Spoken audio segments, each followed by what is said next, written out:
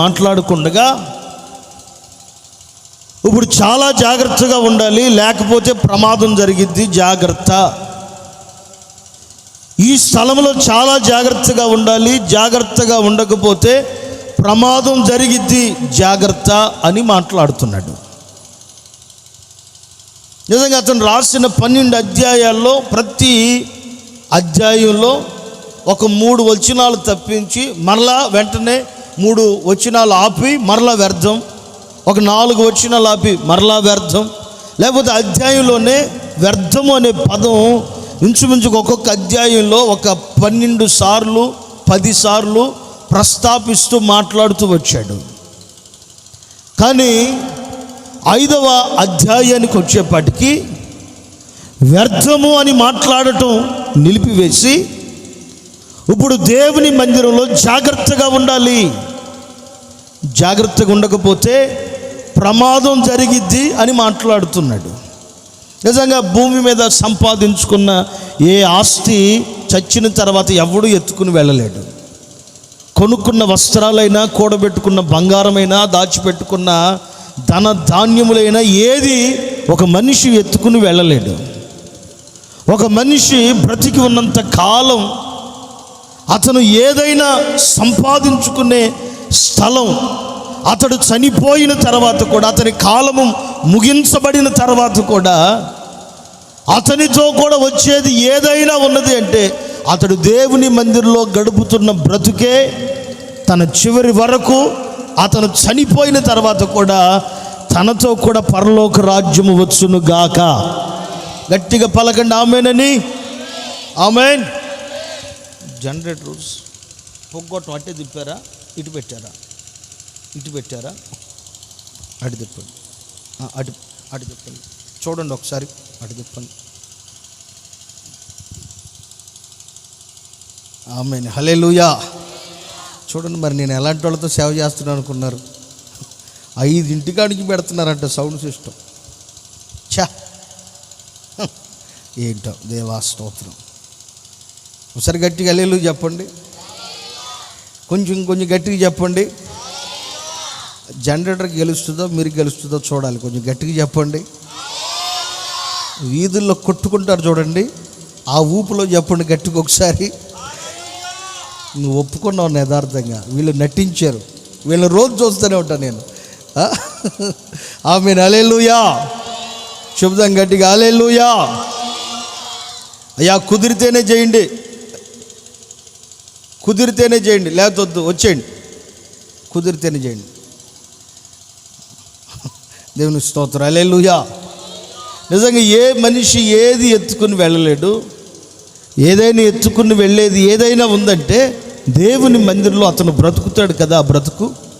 ఆ బ్రతుకు మాత్రమే ఒక వ్యక్తిని పరలోక రాజ్యానికి తీసుకుని వెళ్ళగలదు. ఆమేన్. బైబిల్లో 2 వ్యక్తులు ఉన్నారు, 2 బాగా బతికారు. ఒకడేమో పేదవాడు, ఒకడేమో ధనవంతుడు. 2 సమయం వచ్చింది, కాలం అయిపోయింది, 2 వెళ్ళిపోయారు లోకాన్ని వదిలిపెట్టి. ఒక వ్యక్తి మాత్రం అబ్రహాము రొమ్మున ఆనుకుని నెమ్మదిగా ఉన్నాడు. ఒక వ్యక్తి ఏమో భయంకరమైన వేదన కలిగిన స్థలములో నుండి కేకలు వేస్తూ ఉన్నాడు. వాళ్ళ గురించి లోకస్వార్థమాలు ఏం రాశాడంటే, 2 గురించి రాసిన మాట, ఈ పేదవాడేమో బ్రతికినంత కాలం దేవునికి ఇష్టానుసారంగా బ్రతికాడు. ఈ ధనవంతుడేమో నీకు ఇష్టం వచ్చినట్లుగా నీవు బ్రతికావు అనే పదాన్ని రాసి పెడతాడు. నిజంగా దేవుని మందిరంలో ప్రతి మనిషి ప్రయాస ఈ భూమి మీద వరకు మాత్రమే కాదు, ప్రతి వ్యక్తిని పరలోక రాజ్యానికి కూడా దేవుడు తీసుకుని వెళ్ళును గాక. గట్టిగా చెప్దాం ఆమేన్. ఈ ప్రసంగానికి ఒక టైటిల్ పెట్టుకోండి, చూచుకునుము అని పెట్టుకోండి, లేకపోతే చూచుకునుడి అని పెట్టుకోండి. ప్రసంగి గ్రంథం 5వ అధ్యాయం 1వ వాక్యం. ప్రసంగి గ్రంథం 5వ అధ్యాయం 1వ వాక్యం చదవమ్మా.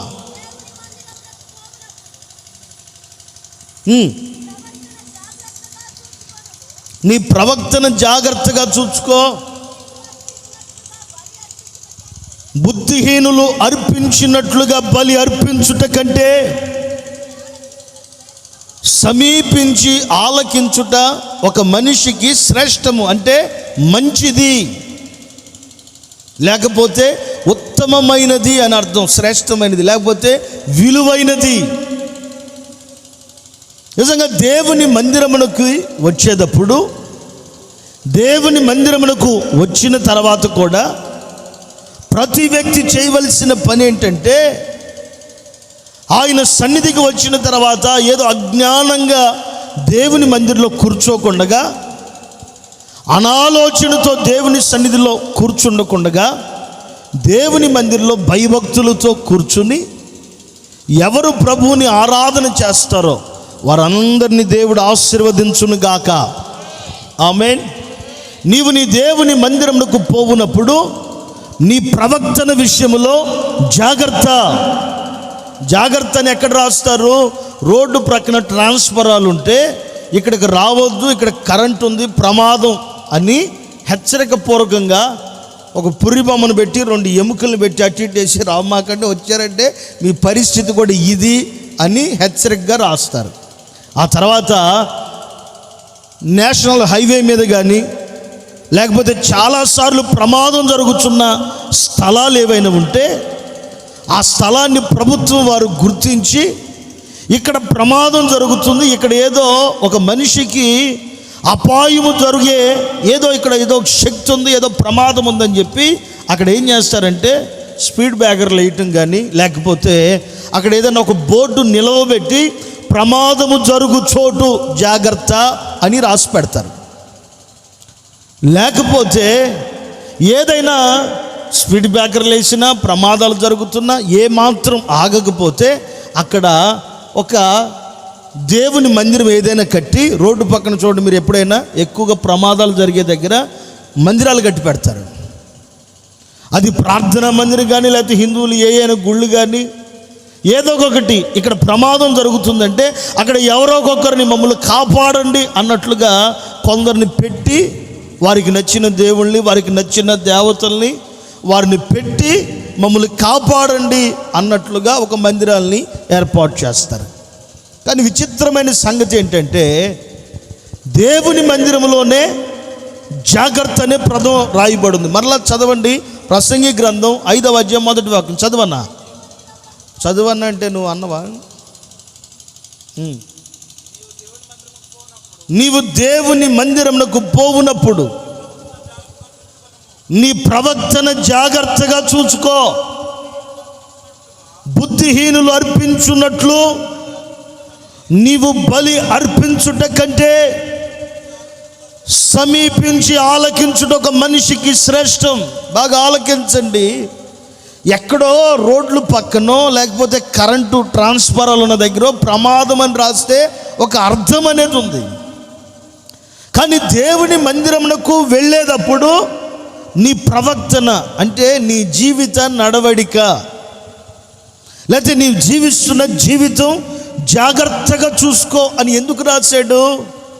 దేవుని మందిరమునకు వచ్చిన ఒక క్రైస్తవుడైనా, ఒక విశ్వాసైనా, ఒక దైవ సేవకుడైనా దేవుని మందిరంలోకి వచ్చిన తర్వాత తన ప్రవక్తన మారకపోతే, తన జీవితం సరిచేయబడకపోతే, తన బ్రతుకు మార్చబడకపోతే, ఒకవేళ ఈరోజు మందిరంలో కనబడవచ్చు, ఈరోజు దేవునితో ఉన్నవాడినని పిలువబడవచ్చు, ప్రభువు రాకడొచ్చినప్పుడు మాత్రం అతడు ప్రమాదంలోనికి వెళతాడు తప్ప దేవుని రక్షణ కలిగిన మార్గంలో నడిపించబడలేడు.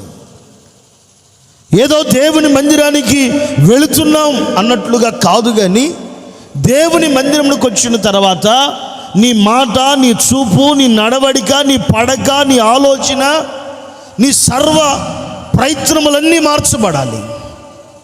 అవి మార్చబడకుండగా ఎంతకాలం నువ్వు యేసు ప్రభువుని ఆరాధన చేసినా, దేవుణ్ణి స్తుతించినా, దేవుని మందిరానికి వచ్చినా, నువ్వెంత దేవునికి కానుకిచ్చినా, బలి అర్పించినా అవన్నీ వ్యర్థముగా మార్చబడిపోతాయి. ఒక క్రైస్తవునిగా నీవు ఈ పూట దేవుని వాక్కులను ఆలకిస్తున్న దేవుని ప్రియులారా, దేవుని మందిరంలోకి వచ్చిన తర్వాత నిన్ను చూసిన అనేకులు నీ గురించి మాట్లాడాలి. వీరు మారారు, వీరి ప్రవక్తన మారింది, వీరి నడవడిక మారింది, వీరి ఆలోచన మారింది, వీరి క్రియలు మారాయి అని నీ గురించి అనేకులు ఎదుట సాక్ష్యార్థమై తెలియపరచబడును గాక. చెబుదాం గట్టిగా ఆమేన్, ఆమేన్. అలా మారకుండా ఎన్ని సంవత్సరాలు మందిరానికి వచ్చినా నీవు మందిరం వరకు మాత్రమే నీకు పరిమితి ఉంటుంది, కానీ రేపు ప్రభు వచ్చినప్పుడు ఆయనతో కూడా ఎత్తబడలేము. అందుకే మీకు ఇందాక ఆ మాటని తెలియపరిచాను. ధనవంతుడు, లాజరు ఇద్దరు యేసు ప్రభుని గురించి తెలుసుకున్న వాళ్ళే, యేసు ప్రభుని సొంత రక్షకుడుగా అంగీకరించిన వాళ్ళే. యేసు ప్రభు ఎవరో తెలుసు, తండ్రి ఎవరో తెలుసు, దేవుడు ఎవరో తెలుసు. కానీ ఒకరు మాత్రం పరలోకానికి వెళ్ళారు, ఒకరు విడవబడిపోయి ఇప్పుడు అబ్రహాము ఎవరో తెలుసు, యేసు ప్రభు ఎవరో తెలుసు కాబట్టి అగ్ని చేత కాల్చబడుతున్న వ్యక్తి, వేదన కలిగిన స్థలంలో ఉన్న వ్యక్తి నా తండ్రి అయిన అబ్రహాము అని పిలుస్తున్నాడు. అబ్రహాముని నా తండ్రి అని పిలుస్తున్నాడంటే అబ్రహాము ఎవరికి తండ్రి? అసలు విశ్వాసులకు తండ్రి. విశ్వాసులకు ఆయన తండ్రి అయినప్పుడు ఈయనేమని పిలుస్తున్నాడు? నా తండ్రి అయిన అబ్రహాము అని పిలుస్తున్నాడు. నా తండ్రి అయిన అబ్రహాము అని పిలుస్తున్నాడంటే ఇతను ఎవరు? దేవుని మందిరానికి వెళ్ళి ఒక విశ్వాసి. అతడు దేవుని మందిరానికి వెళ్ళే ఒక ఆత్మీయుడు. దేవుని మందిరానికి వెళ్ళే విశ్వాసి తన శరీరమందు భూమి మీద బ్రతికున్నప్పుడు తన మనస్సుకు వచ్చినట్లుగా, ఒకసారి ఆ మాటలు చూద్దాం బైబిల్లో నుంచి. లోకాసు వర్తమానం ఎక్కడమ్మా? 16:25 అంటూ చూడండి. లోకాసు వర్తమానం 16:25 చూడండి.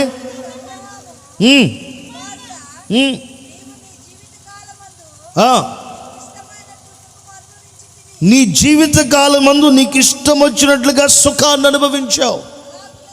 అలాగునే లాజరు భూమి మీద ఉన్నప్పుడు కష్టమును అనుభవించాడని నువ్వు జ్ఞాపకం తెచ్చుకో. ఇప్పుడైతే వాడు ఇక్కడ నెమ్మదిగా ఉన్నాడు, నీవేమో అక్కడ వేతన పడుచున్నావు. కొంచెం పైనుంచి కూడా చదవండి, 22వ వాక్యం నుంచి చదవండి.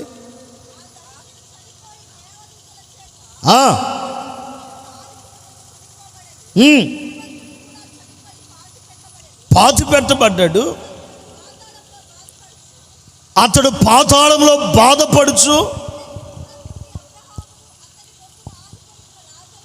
లాజరుని చూచి, తండ్రి అయిన అబ్రహామా నా యందు కనికరపడి, ఇదిగో లాజరు చేతి వేలి కొన నీళ్ళల్లో ముంచి నా నాలుకను చల్లార్చుటకు లాజరుని పంపించు,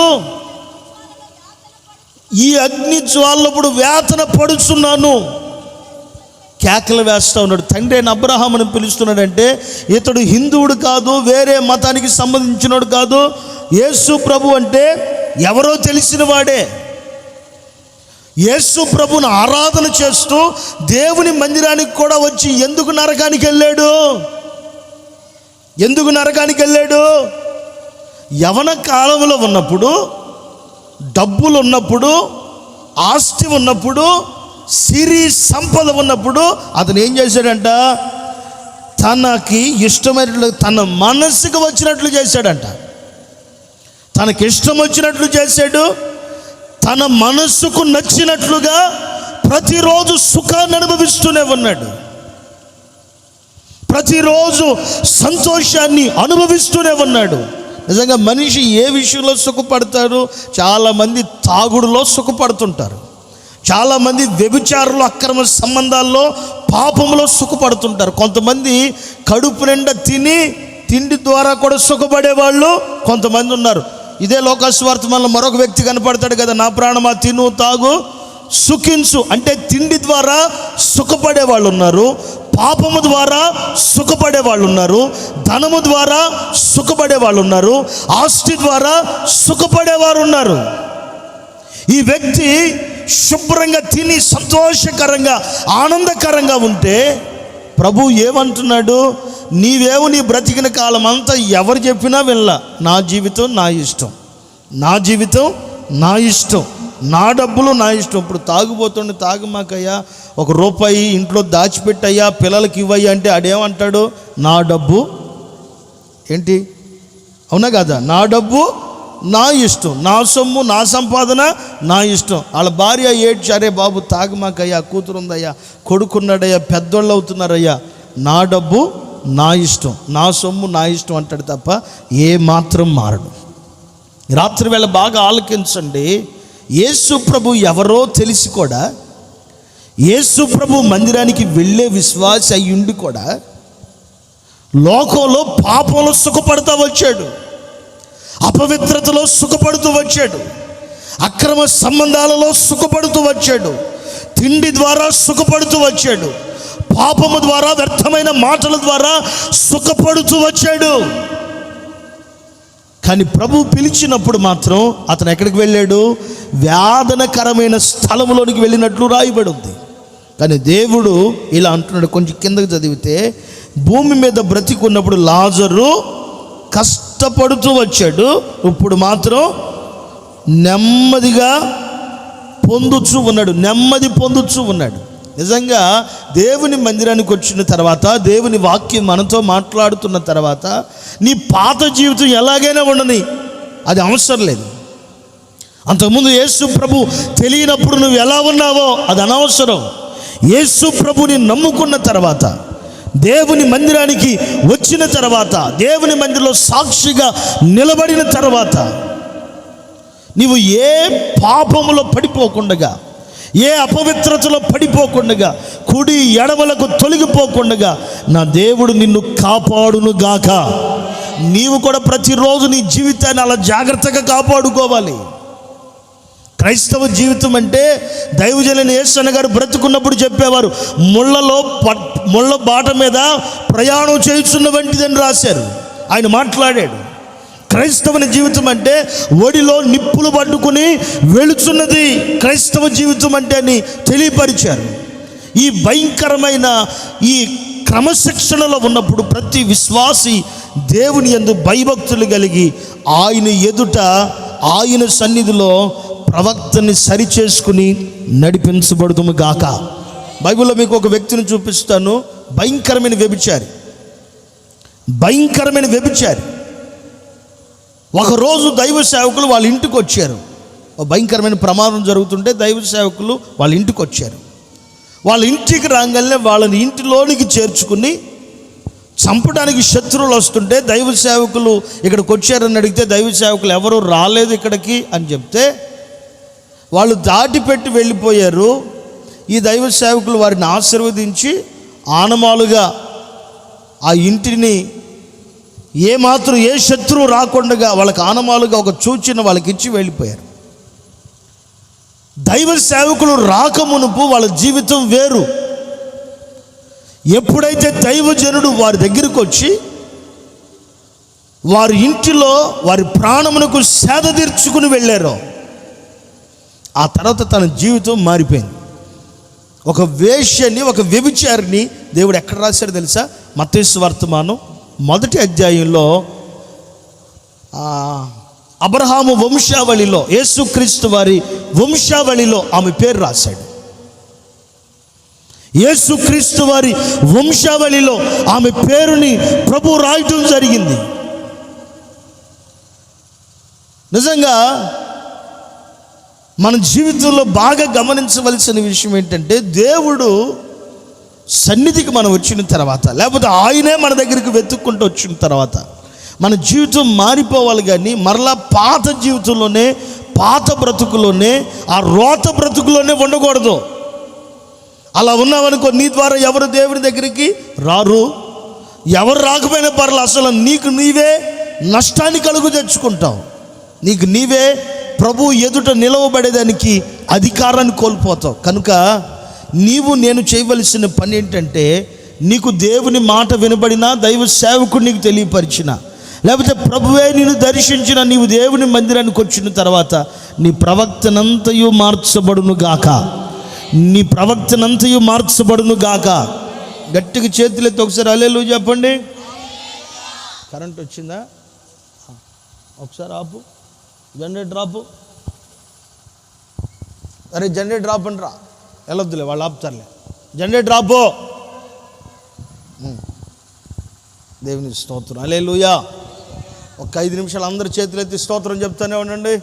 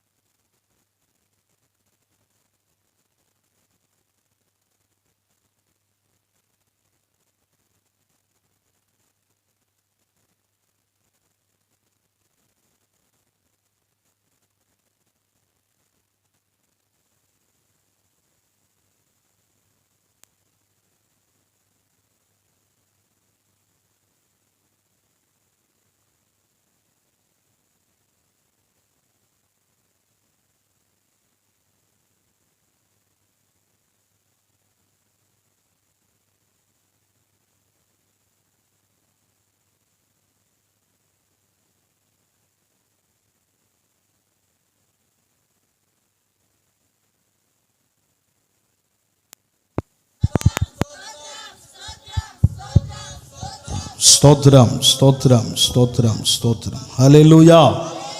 చెబుదాం గట్టిగా, హల్లెలూయా, హల్లెలూయా. ఆ మాట ఒకసారి చూడండి బైబిల్లో నుంచి. మాట చూడండి ఒకసారి. మత్తయి సువార్త మొదటి అధ్యాయం.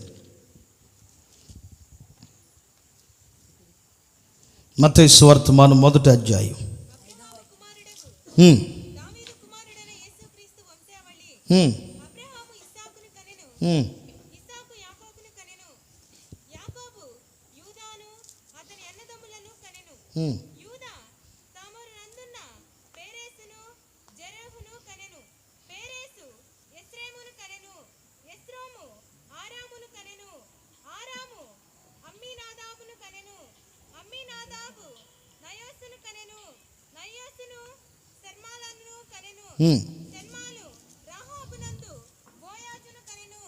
మరలా చదువు, ఆ మాట ఒక్కటే చదువు.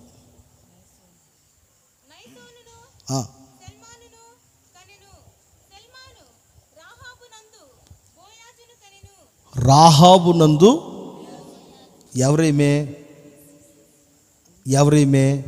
ఓ భయంకరమైన వేశ్య. ఎవరో వేశ్య ఏమే. యేసు ప్రభు ఆమెను దర్శించినప్పుడు, దైవ సేవకుడు తన దగ్గరికి రానప్పుడు, దేవుని స్వరం వినబడినప్పుడు పాపి. దేవుని స్వరం ప్రత్యక్షమైన తర్వాత, దైవ సేవకుడు తన దగ్గరికి వచ్చిన తర్వాత, తన ఇంటికి వచ్చిన తర్వాత, తన జీవితం అంతా మార్చుకుని ఎవరిని కందంట? బోయాజుని కంది. బోయాజు ఎవరో? పొలానికి ఒక గొప్ప యజమానుడు. బోయాజుని గురించి మాట్లాడేటప్పుడు ఎంతోమంది సేవకులు మన ప్రభు అయిన యేసు క్రీస్తుకి పోల్చి మాట్లాడతారు. ఇప్పుడు వేశ్య గర్భములో నుంచి ఎవరొచ్చారు? ప్రభువుకి సాదృశ్యముగా ఉన్న బోయాజు వచ్చాడు. ఈమెను ఎక్కడికి చేర్చాడు? మళ్ళీ దేవుడు చేర్చడం కూడా యేసుక్రీస్తు యొక్క, అబ్రహాము యొక్క వంశావళిలోనికి తీసుకొచ్చాడు. ఎందుకు? తన పాత బ్రతుకును వదిలిపెట్టేసింది. దేవుడు ప్రత్యక్షము అవ్వక మునుపు, దేవుని వాక్యం వినబడక మునుపు, దేవుడు దర్శించక మునుపు, దేవుని సన్నిధికి రాక మునుపు నీ ప్రవక్తన ఎలా ఉన్నా బాధ లేదు. యేసు ప్రభుని నమ్ముకున్న తర్వాత, బైబిల్ పట్టుకుని దేవుని మందిరానికి వస్తున్న తర్వాత, వాక్యం వింటున్న తర్వాత నీ ప్రవక్తనలో మార్పు రావాలి, నీ నడవడికలో మార్పు రావాలి, నీ ఆలోచనలో మార్పు రావాలి, నీ సర్వ తలంపులలో ఒక గొప్ప మార్పు రావాలి. అలా వస్తే నీ పేరు పరలోకమందు రాయబడును గాక, నా పేరు పరలోకమందు రాయబడును గాక. లేదండి మందిరమే, నా కార్యక్రమాలు నాయే, నా ఇష్టం నాదే అన్నావనుకో, ఆ లోకాసు వర్తమానంలో గనక ధనవంతుడు గనక వేదనకరమైన స్థలంలోనికి వెళ్ళి కేకలేస్తున్నాడు కదా, అలా అయిపోయింది పరిస్థితి. కోటానికి వద్దామని హడావుడిగా నిన్ను ఒక 2 చోట్ల కోట ముగించుకుని విజయవాడలో మన విశ్వాసులు ఉంటున్నారు, రైల్వే క్వార్టర్స్లో ఉంటున్నారు. వాళ్ళ దగ్గరికి వెళ్ళి ఒక చిన్న కూడికి పెట్టి వాళ్ళ ఇంట్లోనే వాళ్ళ ఫ్యామిలీ వరకు ఒక చిన్న కుడికి పెట్టి అక్కడ భోజనం చేసుకుని మరలా నేను గుంటూరుకు వచ్చి, గుంటూరులో మన విశ్వాసులు జాన్ గారు వాళ్ళ కుటుంబం అక్కడే ఉంటే మరలా వాళ్ళ దగ్గరికి వెళ్ళి కలిసి అక్కడ నుంచి హడావుడిగా మందిరానికి వచ్చి రెడీ అయ్యి వీళ్ళు 5 గంటలకు అన్నీ పెట్టేసామంటే సంతోషం అనిపించింది. కళ్ళ ముందు మన పిల్లలు మన కళ్ళ ముందు ఎదుగుతూ ఉంటే ఎలా ఉంటుంది? ఫోన్లే మనం లేకపోయినా సరే చేసేస్తున్నారు, ఈ సౌండ్ సిస్టమ్ పెట్టలేదు. ఇక నేను హడావుడిగా బయలుదేరి వస్తూ ఉంటే ఒక ఫోన్, నాకు నిజంగా చెప్తున్నాను, ఇది వాస్తవం, ఈరోజు జరిగింది.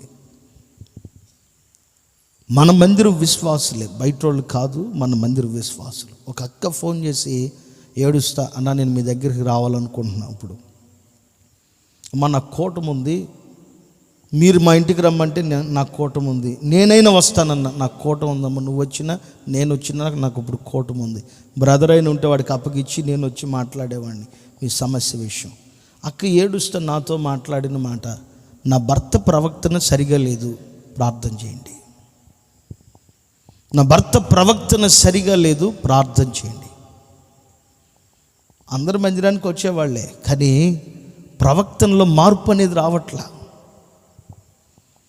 దేవుని మందిరానికి వచ్చాము అని అనుకుని మిమ్మల్ని మీరు మోసం చేసుకోవద్దు. దేవుని మందిరానికి వచ్చిన తర్వాత మీ ప్రవర్తన జాగ్రత్తగా చూసుకోవాలి. అక్క ఏడుస్తూ మాట్లాడుతుండే, అక్క 10 గంటల తర్వాత నాకు ఫోన్ చేయండి, నేను మాట్లాడతాను. ఒకవేళ అప్పుడు ఇంటికి రమ్మంటే ఇంటికి వస్తాను, నేను ఎవరినైనా తీసుకుని వస్తాను. అన్న మా భర్త ఇప్పుడు బయటికి వెళ్ళాడు, మీకు చెప్తున్నాను, అతను నేను అడిగితే చచ్చిపోతాను అంటున్నాడు, తల బాదుకుంటున్నాడు, పరిస్థితులు కొంచెం చాలా దారుణంగా ఉన్నాయి. ఏడుస్తా మాట్లాడితే ప్రార్థన చేస్తాను. అతను కూడా మందిరానికి వచ్చేవాడే, పరిచర్య చేసేవాడే, మందిరంలో ఉండేవాడే. ఏంటి దేవుని మందిరానికి రావటం వెళ్ళిపోవటమేనా ఒక విశ్వాసి అంటే? దేవుని మందిరానికి వచ్చి ఏదో కూర్చుని వాక్యం విని వెళ్ళిపోవటమేనా ఒక విశ్వాసి? దేవుని మందిరానికి రావటం అంటే ఇంతేనా? దేవుని మందిరానికి వచ్చి కానుకిచ్చి దశంభాగాలు ఇచ్చి వెళ్ళిపోవటం ఇంతేనా విశ్వాసం అంటే? నిజంగా ఒక క్రైస్తవుడు అంటే, నిజమైన క్రైస్తవుడు, దేవుని మందిరానికి నిజముగా వచ్చే ఒక నిజమైన విశ్వాసి ఎలా ఉంటాడు చెప్పనా? తన నడక, తన పడక, తన ఆలోచన మారిపోయింది. ఇంకా వాళ్ళ ప్రవర్తన మారట్లేదంటే వాడు నిజమైన విశ్వాసి కాదు. ఇంకా క్రీస్తునందు మందిరంలో వాళ్ళ ప్రవర్తన సరిచేయబడలేదు. నీ ప్రవర్తన దేవుని ఎదుట సరిచేయబడాలి. చాలామంది మనుషులు ఎదుట సరి చేసుకుంటారు. వీడికి కనపడితే నా బలహీనత ఏమైపోయిందో, ఏమో కనపడితే నా బలహీనతల గురించి ఏం మాట్లాడుతూ మనుషుల ముందు సరి చేసుకుంటారు. నీవు నేను సరిచేయబడవలసింది మనుషుల ముందు కాదు, దేవుని ఎదుట మనమందరము సరిచేయబడుదుము గాక. ఆయన ఎదుట మన ప్రవర్తన సరిగా ఉండాలి. మనుషులదేముంది, మా అంటే తెలిస్తే ఒక దెబ్బ కొడతారు, లేకపోతే పెద్ద మనుషుల్లో కూర్చోబెట్టి పంచాయతీ చేస్తారు, లేకపోతే విడదీసి నీ బతుకు నువ్వు బతుకు, వీడు బతుకు వీడు, అలా చేస్తారు. కానీ దేవుడి దగ్గర, మనుషుల దగ్గర మనం ఏదో మబ్బి పెట్టవచ్చు. రేపొద్దున దేవుని దగ్గరికి వెళ్తే మన పరిస్థితి ఏంటి? యేసు ప్రభు దగ్గరికి వెళ్ళాలనే కదా యేసు ప్రభుని నమ్ముకుంది, మారు మనసు పొందింది, బాప్తిసం తీసుకుంది. సంఘానికి దేనికి వెళుతున్నాం? ఒకవేళ చస్తే పరలోక రాజ్యానికి వెళ్ళాలి, దేవుని ఎదుట నిలవబడాలి, నరకంలో కాల్చబడకూడదని కదా దేవుని దగ్గరికి వచ్చింది. ఇక దేవుని దగ్గరికి వచ్చిన తర్వాత కూడా నీ బ్రతుకు మారకపోతే నువ్వేం విశ్వాసివి అసలు?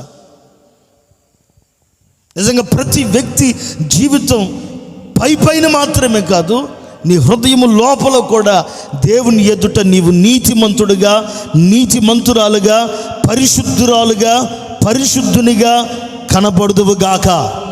గట్టిగా చెప్పండి ఆమేన్, ఆమేన్. నిజంగా ఒకప్పుడు ఆమె వేశ్య, ప్రభువు కూడా ఆమెని అంగీకరించలేదు. మోషే ధర్మశాస్త్రం ప్రకారం రాళ్ళు పెట్టి కొట్టి చంపమని ప్రభువే ఇచ్చాడు ఆజ్ఞ. అలాంటి వ్యక్తిని ఇప్పుడు దేవుడు ఎక్కడికి తీసుకొచ్చాడు?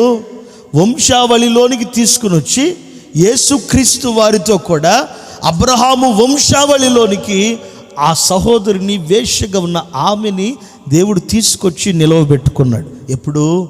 తన ప్రవర్తన సరిచేయబడినప్పుడు. నువ్వు దేవుని ఎదుట సరిచేయబడాలి, మనుషుల ముందు కాదు. దేవుని ఎదుట నీవు సరిచేయబడితే నా దేవుడు నిన్ను పరలోక రాజ్యంలో చేర్చుకును గాక. చెబుదాం గట్టిగా ఆమేన్, ఆమేన్.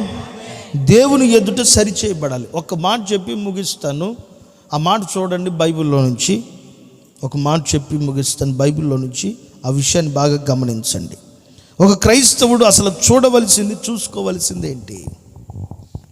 ఏం చూసుకుంటే పరలోక రాజ్యంలో ఆ వ్యక్తి ధైర్యంగా నిలవబడగలుగుతాడు?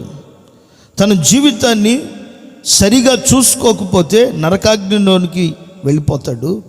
ఏ వ్యక్తి తన జీవితాన్ని సరిగా చూసుకుంటాడో ఆ వ్యక్తిని తన సింహాసనం ఎదుట ప్రభు కూర్చుండబెట్టుకుంటాడు.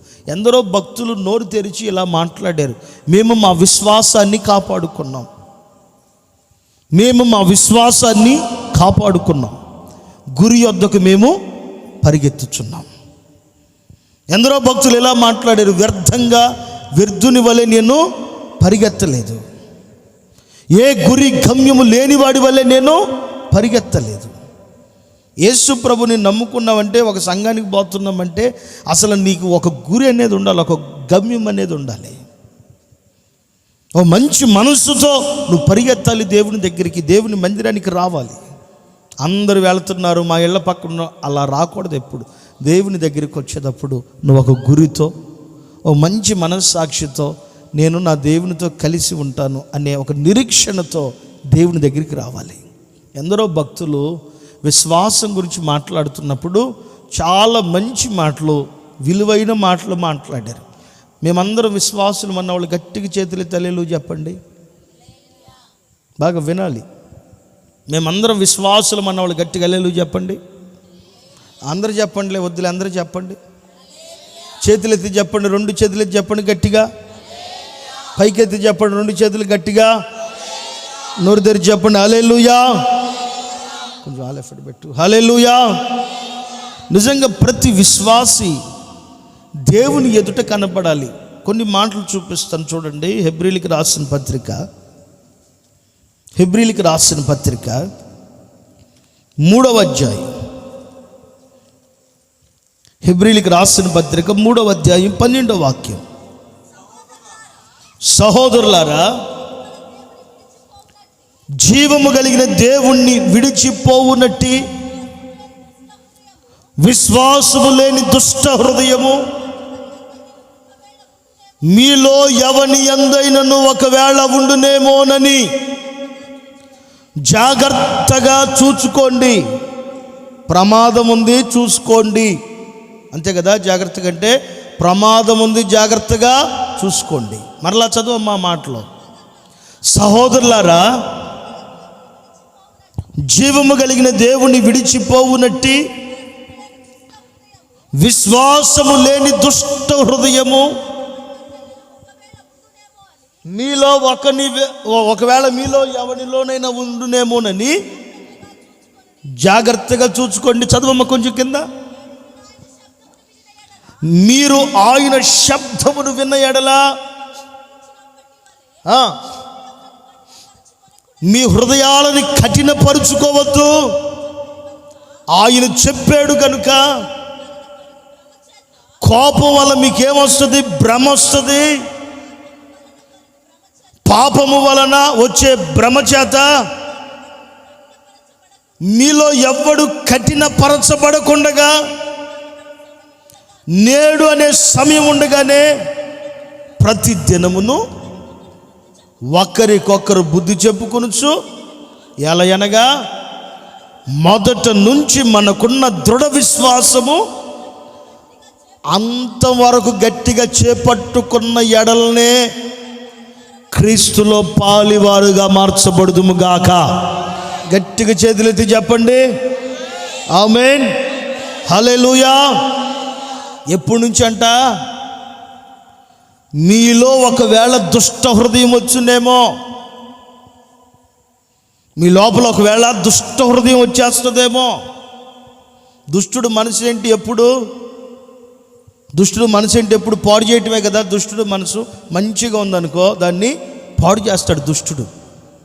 ఏదైనా బాగా చక్కగా ఉందనుకో పద్ధతిగా, ఆ దుష్టుడు మనసు ఏంటంటే పాడు చేసే పని. అలాంటి మనసు మీకు వచ్చేస్తుందేమో, జాగ్రత్త. విశ్వాసము లేని దుష్ట హృదయం ఒకవేళ మీ లోపలికి వచ్చునేమో జాగ్రత్తగా చూసుకోండి.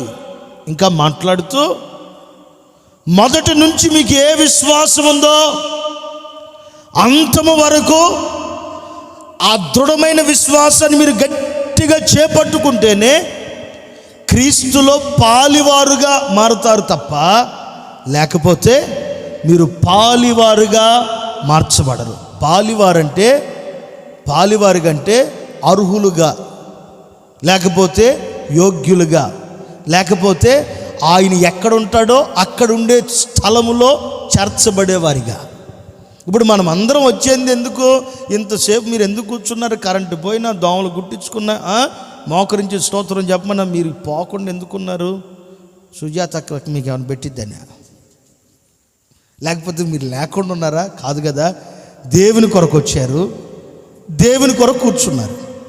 ఈ పూట ఏదైనా వాక్యం ద్వారా మాట్లాడతాడేమో, అది మాకు జీవితాలకి ప్రయోజనకరంగా మార్చబడిద్ది అనే ఉద్దేశంతో మీరు ఇక్కడికి వచ్చారు. ఈ విశ్వాసం ఎప్పటి వరకు ఉండాలంట? అంతము మట్టుకు. అంటే నీవు కాలం ముగించబడి నిన్ను నలుగురు మోసుకుని పరదేశులము అనేదాకా, ఏ రోజు నువ్వు ఏ విశ్వాసంతో మందిరంలో అడుగు పెట్టావో, యేసు ప్రభుని నమ్ముకున్నప్పుడు ఏ సమర్పణతో దేవుని సన్నిధికి వచ్చావో, యేసు ప్రభు తెలుసుకున్న తర్వాత ఏ ఉద్యమంతో, ఏ సమర్పణతో, ఏ త్యాగంతో ప్రభు దగ్గరికి వచ్చావో, నీ జీవితం అయిపోయేంత వరకు అదే విశ్వాసంలో ఉండాలి తప్ప ఎవరిని చూసి నీ విశ్వాసాన్ని భ్రష్టత్వంలోనికి తీసుకుని వెళ్ళకూడదు. ఏ వ్యక్తిని నీకు పోలికగా, మాదిరిగా చూసుకుని ఆగిపోకూడదు. పాపం వల్ల ఏమొస్తుందంట? భ్రమ. ఇప్పుడు రతన్ రాజు గారు ఉన్నాడు అర్థమవటానికి. ఇప్పుడు ఈయన పెద్దోడు, ఈడున్నాడు హరీష్ ఉన్నాడు అర్థమవటానికి. ఈయన వాడు ఏదో చేస్తుంటే చూశాడు పెద్దోడు. ఈయనుండి, ఒరే హరీషు ఎందుకురా పని చేస్తున్నావు, జీవితాన్ని మార్చుకో అన్నప్పుడు, ఈ పెద్ద మంది చెప్పినప్పుడు వాడు ఈయన్ని ఏమనాలి? మెలకుండా ఉండాలి. ఆ సమయంలో వీడు అలా ఉండకుండగా ఎవడు చేయట్లేదు. పాపం చేసే పని ఏంటంటే ఒప్పుకునేటట్లుగా చేయదు. ఎవడు చేయట్లేదో చూపించు, అప్పుడు నేను కూడా ఆపేస్తా. పాపం ఏం చేస్తుందంటే ఒక వ్యక్తిని ఒప్పింపజేయదు. పాపం ఒక వ్యక్తిని దేవుని సన్నిధిలో బ్రతిమిలాడేటట్లుగా చేయదు. పాపం ఒక వ్యక్తిని దేవుని దగ్గర లోపడేటట్లుగా కూడా చేయదు. ఎవరు చేయట్లేదు.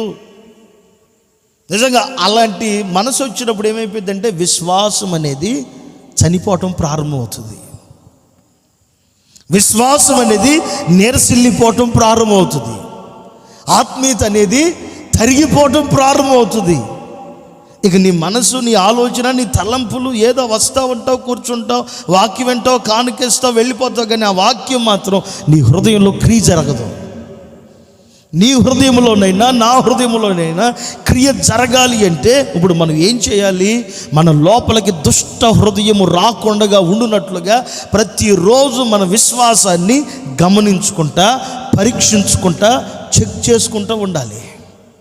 ఒకరోజు యేసు ప్రభు ఒక చోట కూర్చుంటే, యేసు ప్రభు ఒక స్థలంలో కూర్చుంటే వాళ్ళ ఫ్రెండ్ దగ్గరికి వెళ్ళి, నువ్వు అట్లా చూడు మక్కలే, దేవుని స్తోత్రం, హల్లెలూయా.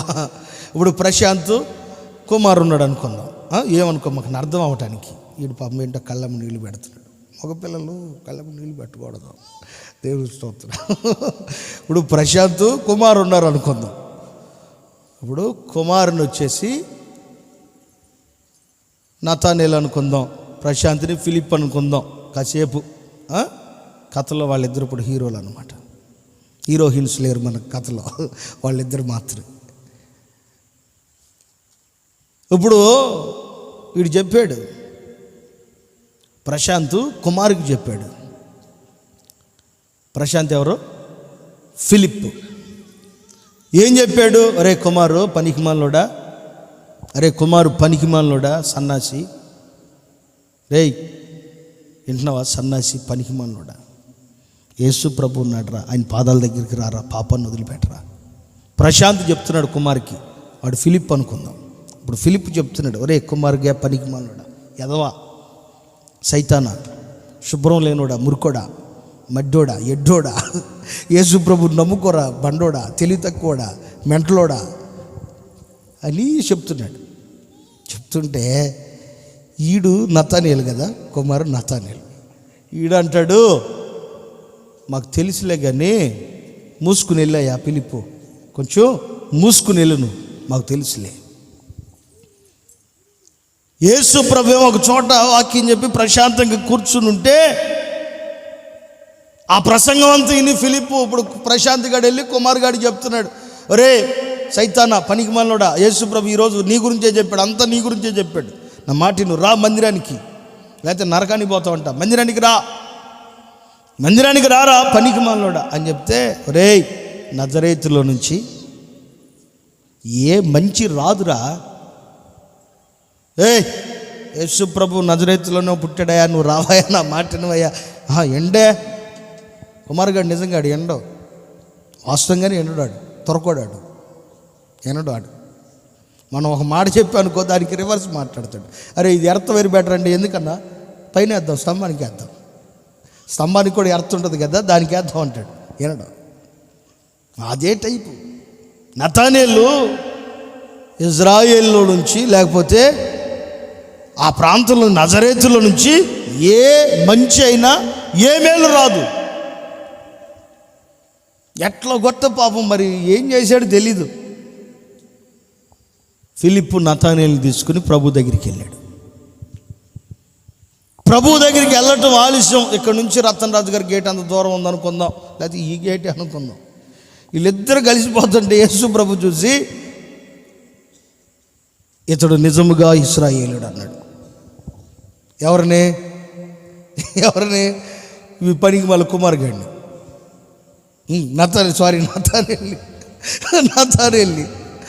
నతానేలు ప్రభు ఏమన్నాడు, ఇతడు నిజముగా ఇశ్రాయేలుడు.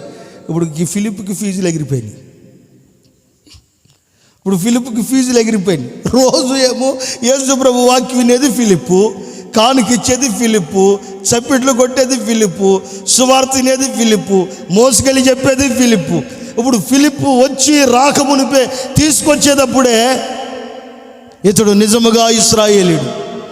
నాకు తెలుసురా ఈ పాస్టర్లు ఎట్టా చెప్తారు, ఈ ప్రభు కూడా ఇలాగ చెప్తాడు. ఆ మాట అనగానే ఈడు మెంటలోడు కదా కుమార్, అదే ఫిలిప్పు నతానేలు మెంటలోడు కదా. అనగానే ప్రభు ఏమన్నాడు, నువ్వు ఆ చెట్టు కింద ఉన్నప్పుడే నిన్ను చూసే. ఇక అర్థమైపోయింది. మరి ఆ చెట్టు కింద ఏం చేసాడో నాకు తెలీదు. మీకు ఏమైనా కావాలితే యేసు ప్రభు దగ్గరికి వెళ్ళి అడిగి రండి, నాకు చెప్పండి ఏం జరిగిందో. రేపు నుంచి నేను స్వార్థ కోటలో ధైర్యంగా చెప్తాను. అక్కడ ఏం జరిగిందనేది మాత్రం రాయలే. అక్కడ రాయలేదంటే మరి అయ్యగారు ఎంత గౌరవంలో ఉన్నాడో మనకు అర్థం కాల, ఏ పరిస్థితిలో ఉన్నాడో అర్థం కాలేదు. నీవు ఆ చెట్టు కింద ఉన్నప్పుడే నేను నిన్ను చూశా. విశ్వాసం అనేది నువ్వు దేవుని మందిరానికి వచ్చి వెళ్ళిపోతే కనబడదు. విశ్వాసం అనేది నీ క్రియలలో కనబడాలి. నీ క్రియలలో కనబడాలి విశ్వాసం అనేది. అందుకని భక్తుడు ఎలా అంటాడు,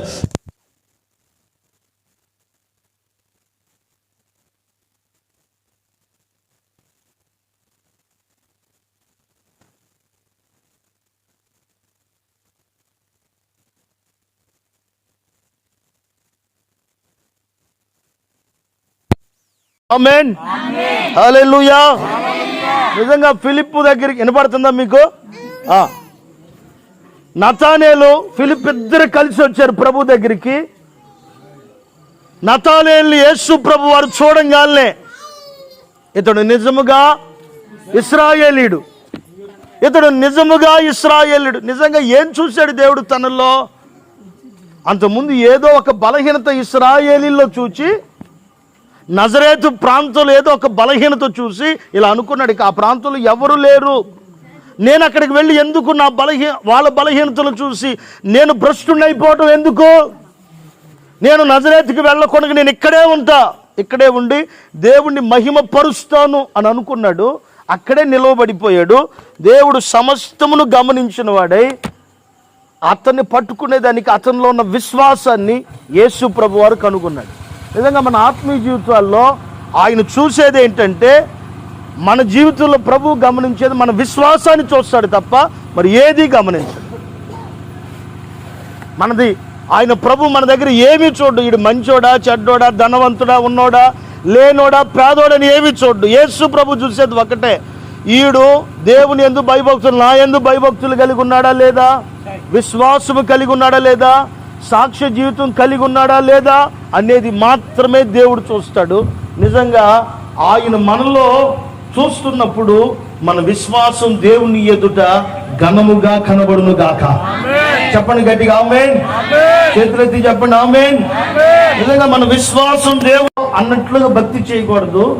నా దేవుని దృష్టి ప్రతిరోజు నేను ఆకాశం నుంచి చూస్తుంది. ఇలా రాయబడింది, యెహోవా కనులు ఆకాశం నుంచి భూతలం అంతయు కనిపెట్టి చూస్తుంది. కనుక ప్రతిరోజు నీ కనులు ఆయన ఎదుటగా, ఆయన కనులు నీ ఎదుట నిత్యము నిలిచి ఉండగలిగితే విశ్వాసంలో నిన్ను అంతం వరకు ప్రభు కాపాడును గాక.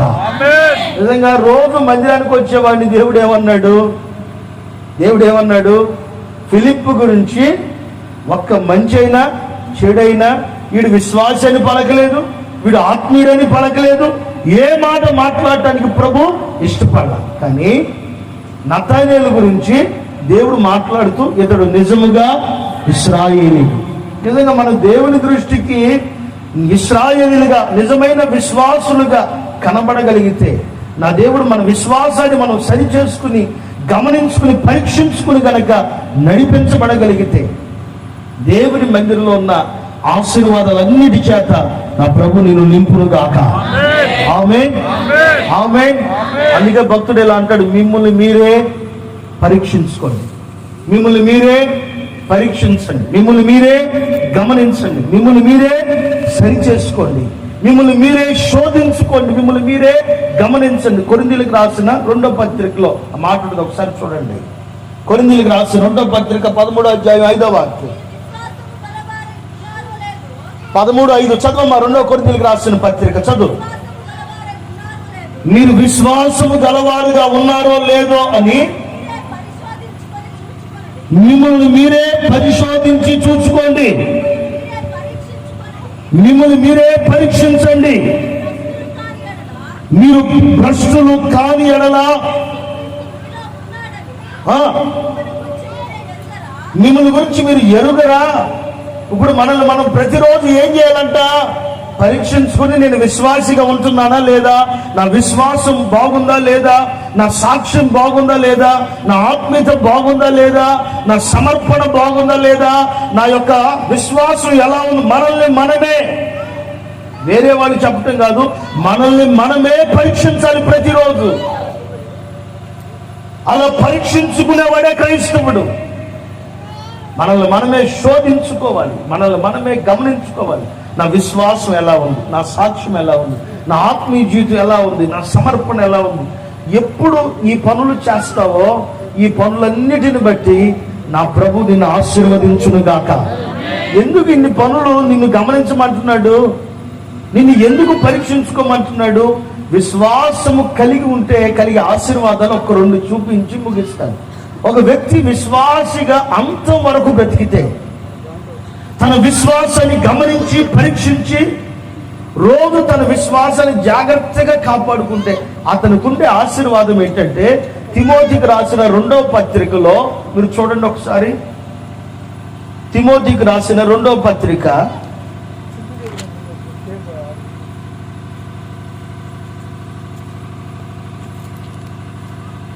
తిమోతికి రాసిన 2వ పత్రిక 4వ అధ్యాయం 7వ వాక్యం. మంచి పోరాటం పోరాడాను, నా పరువు నేను కడముట్టించెను, విశ్వాసమును కాపాడుకుంటుని, ఇక మీదట నా కొరకు నీతి కలిగిన కిరీటము ఉంచబడి ఉన్నది. ఎందుకు విశ్వాసాన్ని చూసుకోవాలి? ఎందుకు విశ్వాసాన్ని పరీక్షించాలి? ఎందుకు విశ్వాసాన్ని అంతము మట్టుకు చేపట్టుకోవాలి? ఒక విశ్వాసి తన విశ్వాసాన్ని ప్రతిరోజు పరీక్షించుకుని, తన విశ్వాసంలో ఉన్నాడా లేదని సరి చూసుకుని, ఏ వ్యక్తి తన జీవితాన్ని కాపాడుకుంటాడో ఆ వ్యక్తిని దేవుడు విడిచిపెట్టడు. పరలోక రాజ్యానికి వెళ్ళిన తర్వాత ఆయన తల మీద కిరీటాన్ని ధరింపు చేస్తాడంట. గట్టిగా ఒకసారి చప్పట్లు కొట్టండి. ఆమేన్, ఆమేన్. నిజంగా నీకు పరలోకం వెళ్ళిన తర్వాత దేవుడిచ్చే ఆశీర్వాదం ఏంటంటే, నీకు తల మీద ఆయన కిరీటాన్ని ధరింపు చేసి నువ్వు ఎంత విశ్వాసిగా ఉన్నావో, ఎంత భక్తిగా ఉన్నావో, ఎంత పరిశుద్ధంగా ఉన్నావో, ఎంత నీతిగా దేవుని కొరకు యథార్థంగా జీవించావో దానిని బట్టి నీ విశ్వాసములకు తగినట్లుగా నీ తల మీద దేవుడు కిరీటాన్ని పెడతాడు. ఇప్పుడు కిరీటం వద్దనుకుంటే నీ మనసుకు నచ్చినట్లుగా, నీ హృదయానికి నచ్చినట్లుగా, నీ శరీరాన్ని నీకు తగినట్లుగా ఎలాగైనా జీవించండి. కానీ నీకు పరలోకంలో కిరీటం కావాలంటే, దేవుని ఎదుట నీవు నిలవబడాలంటే, ఆయన ఎదుట నీవు కనబడాలి అంటే నీవు చేయవలసిన ఒకే ఒక్క పని, నీ విశ్వాసాన్ని ప్రతిరోజు గమనించు. నీ విశ్వాసాన్ని ప్రతిరోజు పరీక్షించు. నీ విశ్వాసాన్ని ప్రతి క్షణం గమనిస్తా ఉండి చూడు. నా దేవుడు పరలోకానికి వెళ్ళిన తర్వాత నీకు కిరీటాన్ని అనుగ్రహించును గాక. మరొక విషయాన్ని చూపించి ముగిస్తాను. మనం కిరీటాన్ని మాత్రం ఇవ్వటం మాత్రమే కాదు, నీ విశ్వాసాన్ని కాపాడుకుంటే దేవుడు ఏం చేస్తాడంటే ఆయనతో కూడా కూర్చునే అవకాశం, ఆయనతో కూడా జీవించే అవకాశం, ఆయనతో కూడా సంచరించే అవకాశం, ఆయనతో కూడా నిత్యము బ్రతికే ఆ అవకాశాన్ని దేవుడు నీకు అనుగ్రహించును గాక. పెడితే దీంట్లో పెట్టు, లేకపోతే ఇక్కడ పెట్టు, కట్ చేసేది పెట్టు. నిజంగా ప్రభు మనకి చేస్తున్న ఆశీర్వాదం ఏంటో చెప్పనా? నీకు కిరీటం ఇవ్వటమే కాదు, దేవుడు నిన్ను ఒక ఉన్నతమైన స్థానంలో నిలవబెట్టి అందరికంటే ఘనుడుగా నా ప్రభు నిన్ను మార్చును గాక. బైబిల్లో రాయబడిన ఆ విషయాన్ని చూపిస్తాను, మీరు చూడండి. విశ్వాసాన్ని కాపాడుకున్నారంట. వాళ్ళ గురించి ప్రభు ఏమంటున్నాడు తెలుసా? వీళ్ళ పేర్లు జీవగ్రంథమందు రాయండి, వీళ్ళ పేర్లు జీవగ్రంథమందు రాయండి. చాలా మంది అడుగుతారు, అమ్మఒడిలో మా పేరు రాయలేదయ్యా, అమ్మఒడిలో మా పేర్లు రాయలేదు. అమ్మఒడి 5 సంవత్సరాలే, తర్వాత మళ్ళీ నారాయణ వచ్చాడు అనుకో, నానవుడు అని రాస్తాడు, ఆయన మారుస్తాడు. మరి అంతే, మారిపోయింది. ఇవన్నీ తాత్కాలికం. కానీ నీ పేరు నా పేరు ఎక్కడ ఉండాలి? జీవగ్రంథమందు రాయబడాలి. గొర్రె పిల్ల జీవగ్రంథమందు ఎవరి పేరు రాయబడునో వాడు 2వ మరణము నుంచి తప్పించబడతాడు. సరే, ఇప్పుడు అదేదో ఇచ్చారు కదా, మొన్న ఏం స్థలాలు ఇచ్చారయ్యా? వాలంటరీ ఇళ్ల స్థలాలు. దానికి ఏం పేరు పెట్టారు? ఇంకేం పేర్లు పెట్టలేదా? వైఎస్ఆర్, అదిగో చూడు, మరి పెట్టలేదు. నిన్నెవరు పెట్టలే వాలంటరీ అసలు. వైఎస్ఆర్ ఆసరా అంట, మరి ఏదో మొత్తానికి ఇల్లు లేని వాళ్ళకి ఇళ్ల పథకం, ఆ ఇల్లు లేని వాళ్ళకి ఇళ్ల పథకం. చాలా మంది అడుగుతున్నారంట, ముందు లేని వాళ్ళకి ముందు పథకం కూడా పెట్టండి అని అడుగుతున్నారండి చాలా మంది. నువ్వు కూడా చేసావు ధర్నా మొన్న వాలంటరీగా? చెయ్యి. మాకు నీ ఒక్కడికే కాదు, ఇక్కడ ఇంకొక అమ్మాయి ఉంది, మన విశ్వాసులకు 2-3 ఉన్నారు వాలంటరీ. మీరు ధర్నాలు చేయమాకండి, ఇచ్చిందంతా సరిపెట్టుకుని దేవునికి స్తోత్రం కలుగును గాక అంటా ఉండండి రోజు. చాలా ఆమేన్, ఆమేన్. బాగా వినండి. ఈ భూమి మీద మా అయితే మళ్ళా ఇప్పుడు ఈ ఆశ్రావంతుడు, అది ఎవరి పేరుని పెట్టారు? మళ్ళీ ఆడపిల్లలకేగా ఇచ్చేది పట్టాలు, ఆడపేరేగా. అమ్మ మీ పేరేగా? వాళ్ళకే. అంటే వీళ్ళు అమ్మడానికి లేదు, కొనడానికి లేదు. మామూలుగా జగన్మోహన్ రెడ్డి చూడటానికి సన్నగా ఉంటాడు కానీ మంచి షార్ప్ కూడా. అమ్మటానికి లేదు, కొనటానికి లేదు. ఒకవేళ అమ్ముకున్నా సరే ఇది మాదని ఎవడైనా వచ్చి ఏడ్చి ఆ ఇంటి దగ్గర నిలబడ్డాడంటే మళ్ళీ ఇచ్చేయాలి. నిజంగా పాపం 5 సంవత్సరాలు ఉండి ఆయనకి అంత మంచి బుర్ర ఉంటే, భూమి ఆకాశాన్ని నోటి మాటతో కలుగు చేసిన దేవుడు మన దేవుడు. ఆమేన్. కలగమంటే కలిగాయి, ఆకాశం కలగమంటే ఆకాశం కలిగింది, భూమి కలగమంటే భూమి కలిగింది. అంత శక్తి కలిగిన దేవుడు. ఆయన ఏమి ఇవ్వాలనుకున్నాడు తెలుసా? విశ్వాసాన్ని ఎవరు కాపాడుకుని దేవుని కొరకు కష్టపడి ప్రయాసపడి దేవుని కొరకు పరుగులెత్తుకుని వస్తారు, వారి పేర్లన్నీ పరలోకంలో జీవగ్రంథమందు రాయబడును గాక. పరలోకమందు జీవగ్రంథమందు రాయబడును గాక. ఇక్కడ మాట క్రొత్త నిబంధనలో 21 ప్రకటన గ్రంథం అన్న. ప్రకటన గ్రంథం కాదక్క, ప్రకటన గ్రంథం కాదు. అక్కడేమో రెండవ మరణంలోనికి వెళ్ళరాని ఉంటుంది, కానీ అది కాదు. ఫిలిప్పీలకు రాసిన పత్రిక 4వ అధ్యాయం 3వ వాక్యం. ఫిలిప్పీలకు రాసిన పత్రిక 4వ అధ్యాయం 3వ వాక్యం. అవును, నిజమైన సహకారులు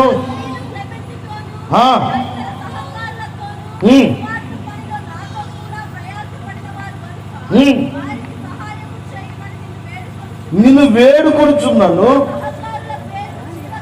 ఆ సహకారుల పేర్లన్నీ జీవ గ్రంథములు. విశ్వాసాన్ని కాపాడుకుంటే 2 ఆశీర్వాదాలు. ఒకటి, పరలోకంలో నీ తల మీద కిరీటం ఉంటుంది. రెండోది, పరలోకంలో నీ పేరు రిజిస్ట్రేషన్ అయిపోయింది అంతే. ఇక మళ్ళీ వేరే వాళ్ళు వచ్చి సరిహద్దు రాయి దగ్గర నిలబడి ఇది నాది అని అంటానికి వీలు ఉండదు. అక్కడ నీకు అక్కడ మంచి దేవుడు, నా దేవుడు ఏం చేయబోతుందో తెలుసా? నీ పేరు జీవగ్రంథమందు రాసి, ఇక ఎవడు కొట్టివేయకుండగా, ఎవడు దాన్ని తీసివేయకుండగా నీ పేరు పరలోకంలో ఉన్న దేవుడు స్థిరపరచును గాక. ఆమేన్. ఒకసారి గట్టిగా చెప్పండి ఆమేన్. యేసన్న గారు బ్రతుకున్నప్పుడు ఒక సంఘానికి వెళ్ళాడంట. ఒక్క మాట చెప్పి ముగిస్తా. యేసన్న గారు బ్రతుకున్నప్పుడు ఒక సంఘానికి వెళ్ళాడంట. ఆ సంఘానికి వెళ్ళి ఫ్యాన్ ఏంటర్ అని చెప్పి తలకాయ పైకి ఎత్తి చూస్తే దాని మీద 3 పేర్లు ఉన్నాయంట. 3 రెక్కలు ఉన్నాయి, 3 పేర్లు ఉన్నాయి. ఇంకో 4 రెక్కలు ఉంటే వాళ్ళ భార్య పేరు, వాళ్ళ పిల్లల పేర్లు, వాళ్ళ ఇంట్లో ఉన్న అందరి పేర్లు రాసి ఉన్నాయి. 3 పేర్లు ఉన్నాయంట. 3 పేర్లు ఉన్నాయి. ఆడి ఇంటి పేరేమో ఆ ఫ్యాన్ మీద ఉన్న పేర్లు ఏంటంటే బెల్లం, పాలు, అబ్రం అన్నమాట. బెల్లం, పాలు, అబ్రం. ఇంటి పేరేమో బెల్లం, చేసేదేమో పాల వ్యాపారం. అతని పేరేమో అబ్రం. చాలా మంది భూమి మీద పేర్ల కోసం ఎత్తుకుంటారు. మేము ఎంత చేసాం, మా పేర్లు ఇయ్యి, మా పేర్లు ఇయ్యి, మా పేర్లు ఇయ్యి, మా పేర్లు ఇయ్యి. యేసన్న గారు పాపం తలకేకి చూస్తే అన్ని ఫ్యాన్ల మీద అయ్యే పేర్లు. కాకపోతే ఎవరు ఇచ్చిన వాళ్ళ పేర్లు వాళ్ళ పేర్లు రాసుకున్నారు. చాలా మంది భూమి మీద వాళ్ళ పేర్లని కనబడాలని వెతుక్కుంటారు. కానీ నీ విశ్వాసాన్ని కాపాడుకో. దేవుని కొరకు, దేవుని మందిరం కొరకు ఎంతో కొంత కష్టపడుతూ ఉండు. నీవు దేవుని మందిరానికి వచ్చినా నీ ప్రవక్తను మార్చుకుని చూడు. నా దేవుడు నీవు పరలోకానికి వెళ్ళిన తర్వాత నీ పేరు జీవ గ్రంథమందు నా యేసయ్య రాయును గాక. నీ పేరు నా దేవుడు జీవ గ్రంథమందు రాయును గాక. ఆమేన్. అందుకని ఇలా అంటున్నాడు, నీవు మందిరంలోకి పోవునప్పుడు నీ ప్రవక్తన విషయంలో జాగ్రత్త. ఎందుకు జాగ్రత్తగా చూసుకోవాలి? ఏం చూసుకోవాలి జాగ్రత్తగా? విశ్వాసాన్ని జాగ్రత్తగా చూసుకోవాలి. విశ్వాసాన్ని జాగ్రత్తగా చూసుకుంటే 2 ఆశీర్వాదాలు చెప్పారు. పరలోకంలో నీ కొరకు జీవ కిరీటం ఉంది. ఆ తర్వాత నీ పేరు పరలోకంలో రాయబడిపోయింది జీవ గ్రంథం. ఒకవేళ భూమి మీద నిన్ను అందరూ ఎందుకు పనికిరానోడు, పనికిరాంది, ఉపయోగం లేదని అందరూ పక్కన పెట్టి ఉండొచ్చు. కానీ నీ పేరు పరలోకంలో రాయబడిపోయి ఉంటుంది. నీ పేరు పరలోకంలో రాయబడటం మాత్రమే కాదు, నీ కొరకు జీవ కిరీటం పరలోకంలో దాచబడి ఉన్నాయి. ఈ ఆశీర్వాదాలన్నీ రాత్రి వేళ వాక్కులు మీకు తెలియపరిచిన నాకు దేవుడు మన తలల మీద స్థిరపరుచును గాక. ఒక క్షణం అందరూ లేచి నిలబడండి. ఇంకెక్కువసేపు ఉండకూడదు మనం ఇక్కడ. ఒక క్షణం అందరూ లేచి నిలబడండి. ఒక చిన్న ప్రార్థన చేసుకున్నాం. లేచి అందరూ ఒక క్షణం లేచి నిలబడండి. ఒక చిన్న ప్రార్థన చేసుకుందాం. అరే సాగిపోయిందని చెప్పింది కూడా అదే. జనరేటర్లో పెట్టాలని చెప్పారు. నువ్వు సాయి బంద్. అందుకే నేను ఊరికి అన్నాను, ఎవరికి పేరు పెట్టను. చేతులు ఎత్తున కళ్ళు మూయండి, నోరు తెరవండి. మనసారా చిన్న తీర్మానానికి రండి. కళ్ళు మూయండి, మనసారా ప్రార్థన చేసుకోండి. మనసారా ప్రార్థన చేసుకోండి. అందరు మనసారా ప్రార్థన చేసుకోండి. హృదయపూర్వకంగా ప్రార్థన చేసుకోండి. అందరూ మనసారా ప్రార్థన చేసుకోండి. నీవు నీ దేవుని మందిరంలోకి పోగినప్పుడు నీ ప్రవక్తన విషయం జాగ్రత్త. చేతులు ఎత్తండి, కళ్ళు పోయింది, నోరు తెరిచి ప్రార్థన చేసుకో. నీ జీవితంలో ఎలా ఉందో ఒకసారి పరీక్షించు. అనేక సంవత్సరాల నుంచి దేవుని మందిరానికి వస్తున్నావు. నీ ఆత్మ జీవితం ఎలా ఉంది దేవుని ఎదుట? నీ విశ్వాస జీవితం ఎలా ఉంది దేవుని ఎదుట? నీవు మందిరంలోకి పోగినప్పుడు నీ ప్రవక్తన విషయంలో జాగ్రత్తగా చూసుకున్నావు. నీవు నీ దేవుని మందిరంలోకి పోగినప్పుడు నీ ప్రవర్తన విషయం అంతా జాగ్రత్తగా చూసుకున్నావు. చిన్న తీర్మానానికి రండి. నీ జీవితం ఎలా, మనుషుల ముందు కాదు దేవుని ఎదుట ఎలా ఉంది? ఒక చిన్న తీర్మానానికి రండి.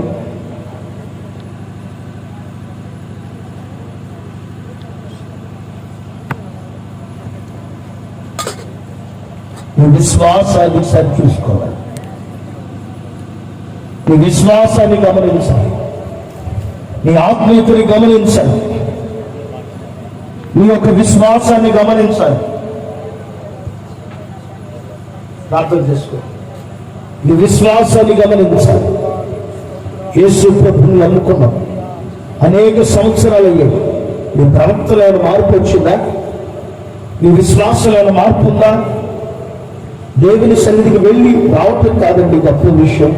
దేవుని మందిరానికి వచ్చిన తర్వాత మన ప్రవర్తన అంతే మారాలి. వాక్యం చెప్తున్న నా ప్రవర్తన మారాలి.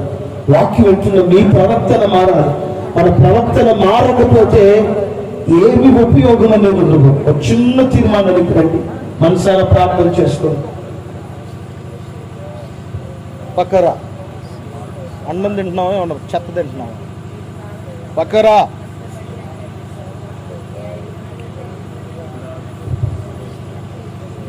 ప్రార్థన చేసుకోండి. మనసారా ప్రార్థన చేసుకోండి. మనసారా ప్రార్థన చేసుకోండి. ఇద్దరు చనిపోయే కాలం అయిపోతే ఒకరేమో అబ్రహాము రొమ్మున నెమ్మదిగా కూర్చున్నాడు, ఒక వ్యక్తి ఏమో వేదన పెట్టబడుతున్నాడు, నరకాగ్నిలో కాలిపోతున్నాడు. ఇద్దరు యేసు ప్రభుని గురించి తెలుసుకున్న వాళ్ళే, ఇద్దరు దేవుని మధ్యానికి వెళ్ళిన వాళ్ళే, ఇద్దరు దేవునితో కలిసి బ్రతికిన వాళ్ళే. కానీ ఒక వ్యక్తి మనుషుల ముందు భక్తుడిగా నటించాడు, దేవుని ముందు బలహీనుడు అయిపోయాడు. ఒక వ్యక్తి మనుషుల ముందు బలహీనుడు, దేవుని దగ్గర బలవంతుడు. నీ ఆత్మీయ జీవితం ఏ స్థితిగతుల మధ్యలో నడిపించబడుతుంది? మనుషుల ముందు భక్తుడుగా ఉన్నావా? వ్యక్తిగతంగా బలహీనుడువా? లేకపోతే మనుషులందరి ముందు బలహీనుడువా? దేవుని ముందు బలవంతుడుగా? ఏ స్థితిలో నడిపించబడుతున్నావో అది నీకు తెలుసు. ఒక క్షణం నీవు పరీక్షించుకో. చేతులెత్తి మనసారా ప్రార్థన చేసుకో. దేవుని సన్నిధి ఇక్కడ ఉందనే సంగతి మర్చిపోవద్దు. మనసారా ప్రార్థన చేసుకోండి. మనసారా ప్రార్థన చేసుకోండి. హల్లెలూయా, హల్లెలూయా, హల్లెలూయా, హల్లెలూయా, హల్లెలూయా, హల్లెలూయా.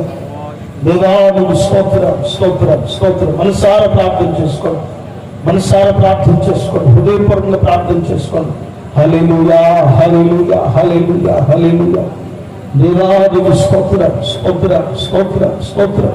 హృదయపూర్వకంగా ప్రార్థన చేసుకోండి. పరిశుద్ధుడా నీకు స్తోత్రం, స్తోత్రమయ్యా, స్తోత్రమయ్యా, స్తోత్రమయ్యా, స్తోత్రమయ్యా, స్తోత్రమయ్యా, స్తోత్రమయ్యా. హల్లెలూయా, హల్లెలూయా, హల్లెలూయా. దేవా నీకు స్తోత్రం, స్తోత్రం, స్తోత్రం. ఎన్నడూ మందిరానికి రానివాడు నా తాన్య. అతని గురించి ప్రభు అంటున్న మాట, ఇతడు నిజముగా ఇశ్రాయేలీయుడు, ఇతనిలో ఏ కపటమునూ నాకు కనబడలేదు, ఇతడు నిజముగా ఇశ్రాయేలీయుడు. కొంతమంది పైకి విశ్వాసులాగా ఇశ్రాయేలీయులాగా యేసు ప్రభుని నమ్ముకున్నట్లుగా మారటం కాదు, అంతరంగంలో కూడా ఆయన నీ రూపంలో కనబడాలి, నీ పోలికలో కనబడాలి, ఈ స్వారూప్యమందు కనబడాలి. ఒక చిన్న తీర్మానానికి రండి. ఏం చూసుకోవాలి ఒక క్రైస్తవుడు?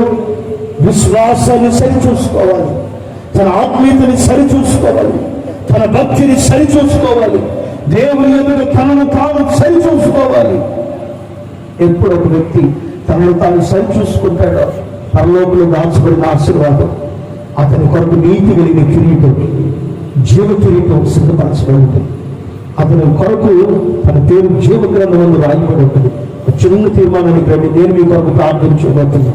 ప్రేమాస్వరూపి పరిశుద్ధుడా, కృప కలిగిన దేవా, రాత్రి వేళ ప్రభువా ఈ కొడుకుని ఇంతవరకు మీరు జరిగించుకుంటూ వచ్చారు. పరిస్థితిలో ఆటంకరంగా మారిన సాతానుడు ప్రభువా శత ప్రయత్నాలు చేసిన, కానీ విజయం మాత్రం నీరే నా తండ్రి. నీకు స్తోత్రమయ్యా. ఈ కోరికలు మీరు జరిగించాలి అనుకున్నారు, మీరు జరిగించాలందుకు మీకు స్తోత్రము కలుగును గాక. నా దేవా మీకు వందనాలు చెల్లిస్తున్నాను ప్రభా. ఇంతవరకు మీ మాటలు ప్రభా, పరిస్థితులు ప్రకృతి అనుకూలించకపోయినా పరిస్థితులు ప్రభా, అయ్యా మీకు స్తోత్రం. ఈ రీతిగా ఉన్న నీ మీద ఉన్న ప్రేమతో, నీ మాట మీద ఉన్న గౌరవంతో ప్రభా, ఇంతవరకు ప్రభా మీ మాటలు ఉన్న ప్రతి బిడ్డని దీవించండి నైనా. వీరందరినీ విశ్వాసంలో స్థిరపరచండి, మీ సన్నిధిలో స్థిరపరచండి. మీ మహిమ కలిగిన రాకడ కొరకు సిద్ధపరచండి ప్రభువా. నేను స్తోత్రం చెల్లిస్తున్నాను. దూరాన సమీపాన ఈ మాటలు విన్న ప్రతి వారి వినికిడిలో మీ మాటలు స్థిరపరచండి ప్రభువా. నీకు స్తోత్రం. విశ్వాసాన్ని సరిచూసుకుని మందిరంలో సరిగా ప్రవర్తించుటకు హృదయాన్ని మీరు సరిచేయండి ప్రభువా. ఎందుకు భయభక్తులు కలిగి జీవించుటకు శ్రేష్టమైన మార్గాల్లో నీ ప్రియులను నడిపించి కాపాడి, ఎవరెవరు ఏ సమస్యలతో, ఏ కన్నీళ్లతో, ఏ బాధలతో అడుగు పెట్టారో ప్రతి వారి కన్నీళ్ల నుంచి విడిపించండి, బాధల నుంచి విడిపించండి. ఆత్మ సంబంధంగా నీ ఎదుట నిలవబడుటకు శక్తి గలవారొకనట్లుగా బలము పొందుకున్నటకు కృప దయచేయండి ప్రభువా. నీకు స్తోత్రం. విశ్వాస విషయంలో లోపము లేని వారిగా నీ ఎదుట కనబడుటకు సహాయము దయచేసి వీరందరినీ మీ సింహాసనం ఎదుటకు చేర్చుకొని ఈ కొడుకుని ఏర్పాటు చేసిన కుటుంబానికి కూడా మీ నిండైన ఆశీర్వాదాన్ని కలుగు చేసి దీవించి కాపాడమని నజరేయుడగు యేసు పరిశుద్ధ నామములో అడిగి వేడుకొనుచున్నాము తండ్రి. ఆమేన్. స్తోత్రం, స్తోత్రం, స్తోత్రం. మన తండ్రి అయిన దేవుని ప్రేమయు, కుమారుడు యేసుక్రీస్తు వారి కృపయు, పరిశుద్ధాత్మ దేవుని సహవాసం నిత్యము సర్వగుడి పరిశుద్ధులకు ఈ గుడిని ఏర్పాటు చేసుకున్న ఈ కుటుంబానికి, ఈ పరిచర్య కొరకు కష్టపడి ప్రయాసపడిన ప్రతి బిడ్డలకు నా దేవుని సన్నిధి కృప సదాకాలము తోడైంది నడిపించును గాక. చూద్దాం గట్టిగా ఆమేన్, ఆమేన్, ఆమేన్.